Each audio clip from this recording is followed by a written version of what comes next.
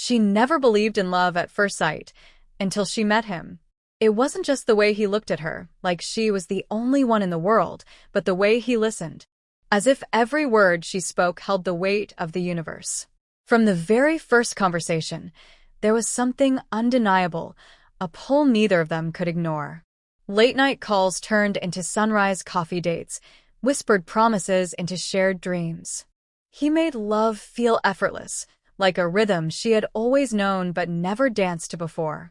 He would tuck strands of hair behind her ear, kiss her forehead absent-mindedly, send her texts that made her blush even when no one was watching. Forever, he'd say, "I've never been more sure of anything." And she believed him. Every little thing about him became home. The scent of his cologne on her sweater, the way he always held her hand while driving, the way his voice softened when he said her name. She kept every note he ever wrote her, folded carefully in the pages of a book she never finished. Not because she forgot, but because happiness felt like something she didn't need to rush through. Their love was the kind people wrote about, the kind that made the world envious.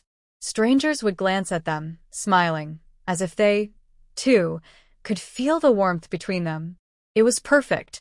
Until, slowly, almost imperceptibly, it wasn't. There were moments, small, fleeting, that didn't quite make sense.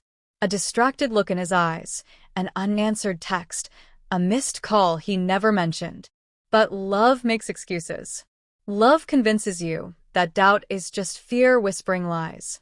So she ignored it, because what they had was real, wasn't it? Then one night, as they lay under a sky full of stars, he pulled her close, his arms around her like a shield against the world. "I love you," he murmured against her hair. And she smiled, pressing her face into his chest, inhaling the scent of the man she had built her heart around. She didn't know it then, but that would be the last time those words felt true. Something felt different. She couldn't explain it, not in words, but it was there, a quiet shift in the air between them. His touch wasn't as lingering, his laughter wasn't as full. He still said all the right things, but there was a hesitation now, a slight delay before the "I love you" that never used to be there. At first, she convinced herself it was nothing. People change, routines settle. Maybe he was just tired. But then came the small lies, the little things that didn't add up. A meeting that ran late, but his shirt smelled like a perfume she never wore. A missed call, followed by a message that felt too carefully crafted. He was there, but not really. Like a ghost of the man she once knew. She wanted to trust him. She wanted to believe that the love they built was unshakable. But doubt has a way of creeping in, slipping through the cracks of certainty. When he was near, she felt the weight of unspoken words pressing between them. When he was away, her mind raced, filling the silence with questions she was too afraid to ask. One night, she reached for his phone out of habit. It was locked. It never used to be. She laughed it off, but inside, something twisted. The next morning, he left for work, forgetting it on the nightstand. It lit up once, then twice. A name she didn't recognize. A message that disappeared before she could read it. Her heart pounded, but she did nothing. Not yet. She told herself she was being paranoid, that love deserved the benefit of the doubt. But deep down, she knew love shouldn't feel like this. Love shouldn't make you question your own sanity. Days passed, and the space between them grew. He stopped noticing the way she lingered at the door when he left. He no longer reached for her hand absent-mindedly. He was slipping away, and she didn't know how to hold on to someone who no longer wanted to stay. The worst part wasn't the distance. It was the moments when he looked at her and smiled like nothing had changed. As if he wasn't slowly unraveling everything they had built.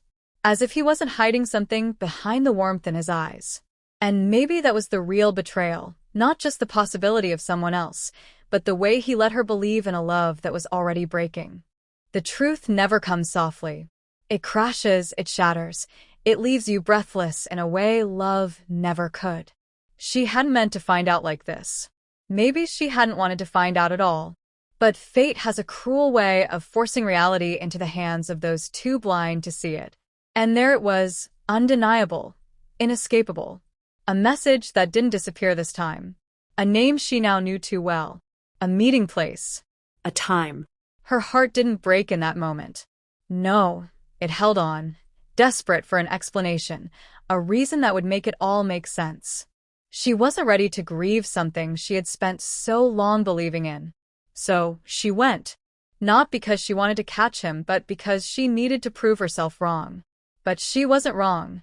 He was there, standing too close to someone else, his touch too familiar, his smile too real. There was no hesitation in the way he looked at her, no guilt in the way he leaned in. He wasn't thinking of the woman who had spent nights tracing the lines of his face, memorizing the way he breathed next to her. He wasn't thinking of her at all. She could have screamed. She could have cried. But instead, she just stood there, watching the love she had fought for slip through her fingers like it had never been real to begin with. When he finally noticed her, his face shifted, not with remorse, not with shame, but with something closer to inconvenience. Like she was an interruption to a life he had already moved on from. And that was the moment it truly broke. She didn't need to ask why. The answer was right in front of her, woven into the way he didn't even try to explain. There was no grand confession, no desperate apology. Just silence, heavy and suffocating. She turned away before he could say anything, before he could make it worse with words that would mean nothing now. Love had already left the room. There was nothing left to save. The walk home felt longer than ever.